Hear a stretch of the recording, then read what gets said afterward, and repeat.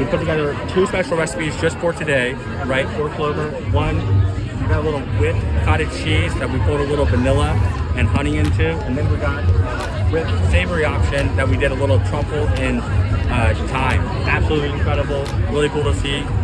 We're gonna find out if people like it or not. It's honestly so delicious. Yeah, so good. It's like dessert. It's like pudding. Whipped it up and then put some of this truffle honey. Truffle honey. Really good. Yeah, you want to tell the camera what you think about the cottage cheese? Pretty good.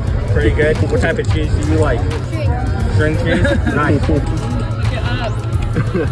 All right. And then you want to take that one? You could take the 3 that I had already. All right, we're gonna see what does Sarah think about this cottage cheese.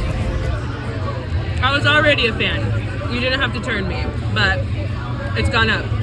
And so, out of 5 stars, how many stars would we rate this? Solid like 5.82. Wow, that's pretty nice. Almost 6.